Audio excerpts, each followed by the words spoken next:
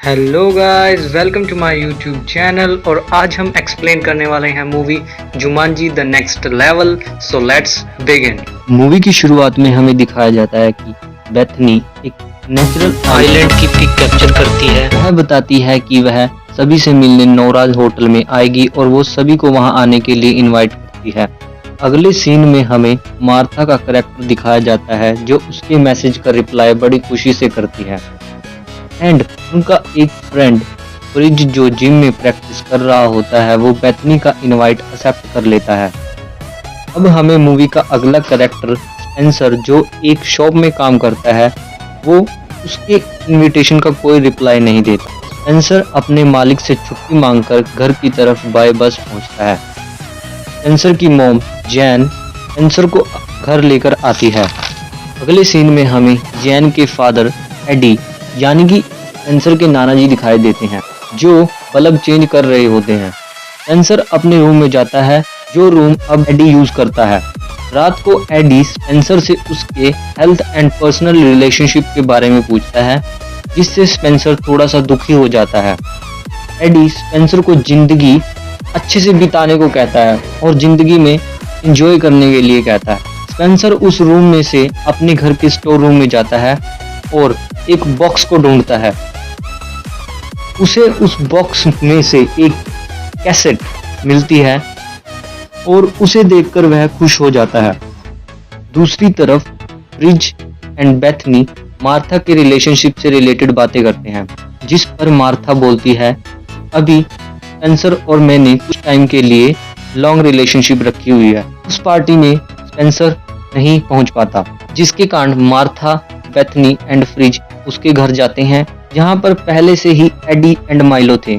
Milo and AD जवानी के time में एक ही होटल में काम करते थे। मूवी में एडी फ्रिज से स्पेंसर के बारे में पूछता है। वो बोलता है कि स्पेंसर हमारे साथ नहीं आया। तभी स्पेंसर को ढूंढने लग जाते हैं।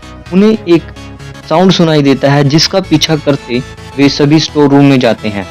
वहां पर उन्हें एक गेम मिलती है जिसको देखकर उन सभी को टेंशन होने लगती है क्योंकि ये वही गेम थी जिसमें ये पहले भी जा चुके थे। फ्रिज स्पेंसर को कॉल करता है लेकिन उसका फोन वहीं पर पड़ा होता है।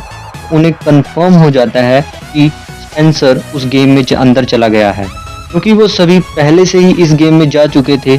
मार्था एंड बेथनी स्पेंसर को बचाने के लिए गेम में अंदर जाने के लिए तैयार हो जाते लेकिन फ्रिज ये रिस्क लेने से मना करता है लेकिन अपने फ्रेंड स्पेंसर की जान बचाने के लिए वह मान जाता है।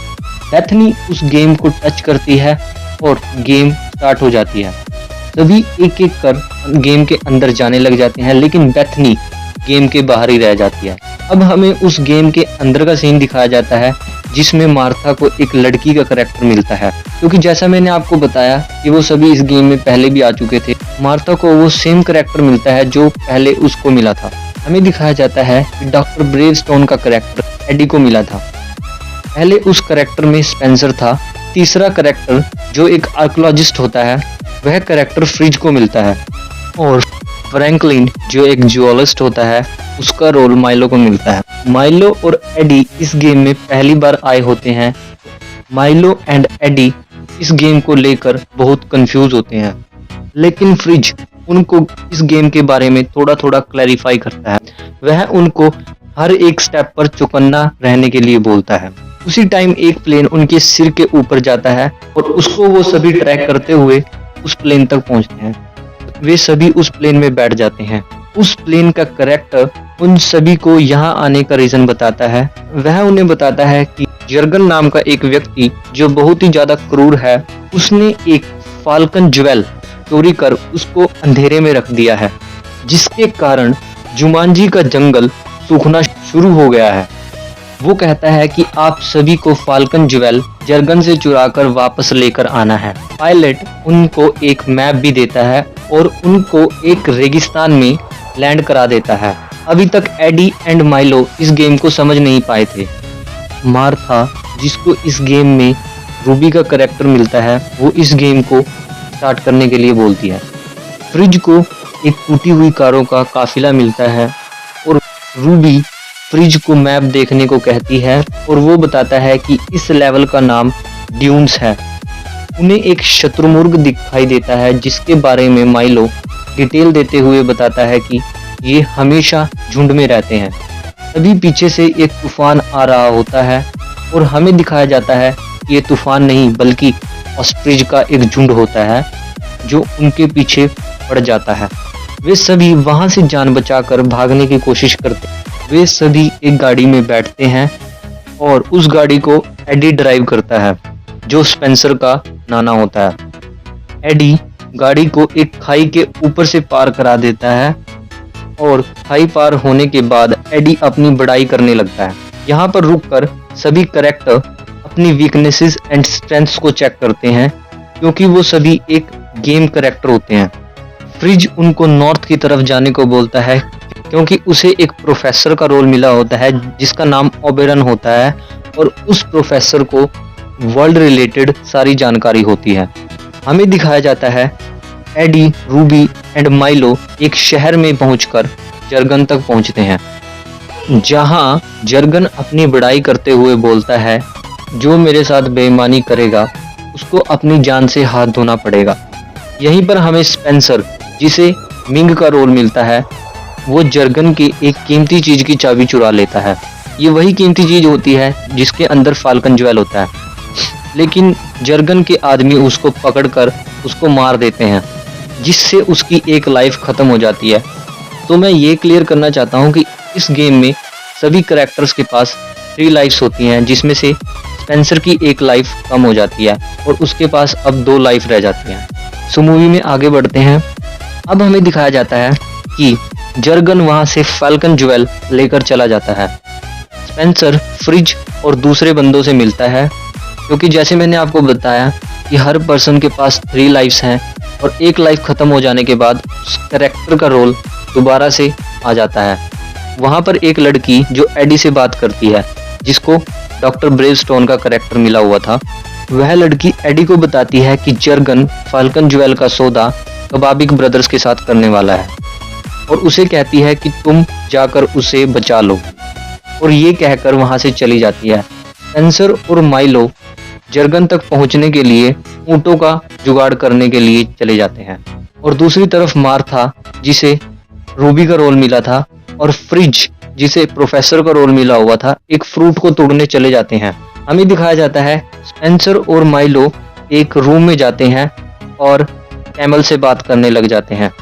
एडी स्पेंसर और माइलो का बाहर ही इंतजार करता है, लेकिन एडी जोश जोश में कई बंदों से लड़ाई कर लेता है और जब वहां पर कई बंदे आ जाते हैं तो वो डर जाता है और फ्रिज के पास चला जाता है। एडी, माइलो एंड स्पेंसर ऊंट की हेल्प से वहां से निकल जाते हैं और उन्हें रास्ते में मार्था और फ्रिज भी मिल जाते हैं। रास्ते में एडी और माइलो आपस में लड़ाई करते हैं जिससे माइलो की एक लाइफ खत्म हो जाती है। इसका मतलब माइलो के पास सिर्फ 2 लाइफ बची थी। मूवी आगे बढ़ती है और हमें दिखाया जाता है कि उन्हें एक पहाड़ पर जाना होता है। वहां पर पहुंचने के लिए उन्हें रास्ते में एक पजल सॉल्व करनी होती है। ये पजल ब्रिजेस से रिलेटेड होती है। वो सभी जैसे ही उन ब्रिजेस को पार करने लगते हैं उनके पीछे जंगली बंदर जिनकी प्रजाति का नाम मैंड्रिल होता है उनके पीछे पड़ जाते हैं। फ्रिज उनको रास्ता दिखाता है और सभी बड़ी मुश्किल से उन ब्रिजेस के पजल को सॉल्व कर दूसरी साइड पहुंच जाते हैं, लेकिन वो बंदर वहां भी पहुंच जाते हैं और उन सभी को चारों तरफ से घेर लेते हैं। वहां पर एलेक्स नाम का बॉय घोड़े पर बैठकर आता है और सभी बंदरों को वहां से भगा देता है। वो बताता है कि बेथनी इस गेम में घोड़े के करैक्टर में है। एलेक्स वही पर्सन होता है जिसके पास बेथनी हेल्प के लिए गई होती है क्योंकि बेथनी गेम में अंदर नहीं जा पाई थी। हमें दिखाया जाता है कि फ्रिज एक झरने को ढूंढ लेता है जिसमें नहाने से वो सभी अपना मनपसंद करैक्टर ले सकते थे। तो वो सभी उस नदी में नहाकर अपना करैक्टर चूज कर लेते हैं और हमें दिखाया जाता है कि स्पेंसर ब्रेवस्टोन का, माइलो घोड़े का, एडी चोर का, बेथनी प्रोफेसर का, फ्रिज जूलॉजिस्ट का रोल ले लेते हैं। वो वहां से चले जाते हैं और एक गुफा में आग सेक रहे होते हैं और हमें दिखाया जाता है कि एडी जो अब मिंग के रोल में चेंज हो चुका था वो बाहर जाता है और देखता है कि घोड़े यानी माइलो को कुछ लोग पकड़ कर ले जा रहे होते हैं और वो पर्सन एडी को भी पकड़कर अपने साथ ले जाते हैं। ये सभी कुछ एलेक्स अपनी आंखों से देख रहा होता है और एलेक्स ये सभी अपने फ्रेंड्स को बताता है। अगले सीन में हमें दिखाया जाता है कि ये सभी मार्था और स्पेंसर एक ग्रुप में होते हैं और दूसरे ग्रुप में एलेक्स, फ्रिज एंड बेथनी होते हैं। मार्था एंड स्पेंसर एडी को बचाते हैं और हमें दिखाया जाता है कि एलेक्स माइलो को बचाने जाता है और जिसको छुड़ाने के चक्कर में उसकी 2 लाइफ खत्म हो जाती है, लेकिन एलेक्स जैसे तैसे करके माइलो को छुड़ा लेता है। फ्रिज एंड बेथनी कबाबिक ब्रदर बनने का झूठा रोल प्ले करते हैं और जर्गन के पास जाते हैं। जर्गन्स उनसे उनकी बहन के बारे में पूछता है। अब आप ये सोचेंगे कि ये बहन का रोल कहाँ आया, तो मैं आपको क्लियर कर दूं कि कबाबिक ब्रदर्स और जर्गन के बीच एक डील होने वाली थी, जिस डील में यह होता है कि जर्गन कबाबिक ब्रदर्स को वो फाल्कन ज्वेल दे देगा और कबाबिक ब्रदर की बहन से शादी कर लेगा, जिससे उन दोनों का रिलेशन अच्छा हो जाएगा और वो पूरे वर्ल्ड पर राज करना शुरू कर देंगे। तो मूवी में आगे बढ़ते हैं और हमें दिखाया जाता है कि फ्रिज एंड बेथनी बात घुमा फिराकर बोल रहे होते हैं। जर्गन अपने सैनिकों को बेथनी एंड फ्रिज को मारने का ऑर्डर दे देता है, लेकिन उसी टाइम मार्था उनकी फेक सिस्टर बनकर आ जाती है। वो जर्गन से मजाक करती है, लेकिन उसी टाइम जर्गन का एक साथी बताता है कि कबाबिक ब्रदर्स अभी रास्ते में फंसे हुए हैं, जिससे जर्गन को गुस्सा आ जाता है और जर्गन उन सभी को मारने का ऑर्डर दे देता है। उसी टाइम हमारे मूवी के मेन कैरेक्टर स्पेंसर की एंट्री होती है और वो जर्गन से लड़ने लग जाता है, लेकिन जर्गन बहुत ज्यादा स्ट्रॉन्ग होता है। जर्गन स्पेंसर को उठाकर दूर गिरा देता है। स्पेंसर अपनी जेब से एक फ्रूट निकालता है, जिसे देखकर जर्गन वहां से जाने लगता है। अब उस रूम में लड़ाई चालू हो जाती है। जर्गन वहां से सीधा एयर बलून में बैठ जाता है, जिसका पीछा करते स्पेंसर भी उस एयर बलून में चला जाता है, जिस बलून में वे दोनों होते हैं। वो बलून इधर उधर टकरा रहा होता है। हमें दिखाया जाता है कि स्पेंसर और जर्गन के बीच में लड़ाई शुरू हो जाती है, जिसके बीच में स्पेंसर उस फ्रूट को जर्गन की छाती पर मारता है। ये वही फ्रूट होता है जिसको बेथनी एंड फ्रिज लेने के लिए गए हुए थे। अब हमें दिखाया जाता है कि स्पेंसर जर्गन से फाल्कन ज्वेल ले लेता है और हमें दिखाया जाता है कि माइलो, जो कि एक घोड़ा होता है, एडी को अपनी पीठ पर बिठाकर स्पेंसर की हेल्प के लिए उड़ जाता है।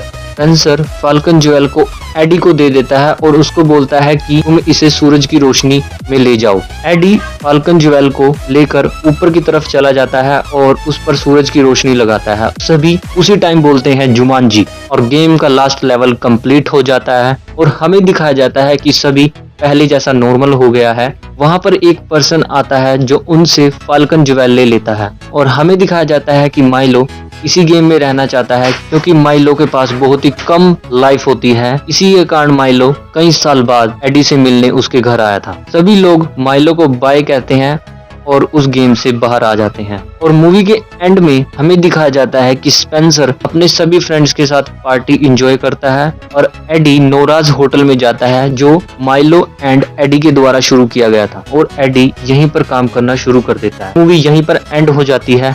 तो आपको ये मूवी कैसी लगी हमें मूवी के कमेंट सेक्शन में जरूर बताएं, और अगर आपको हमारी वीडियो अच्छी लगी है तो हमारी वीडियो को लाइक, शेयर एंड सब्सक्राइब करना ना भूलें।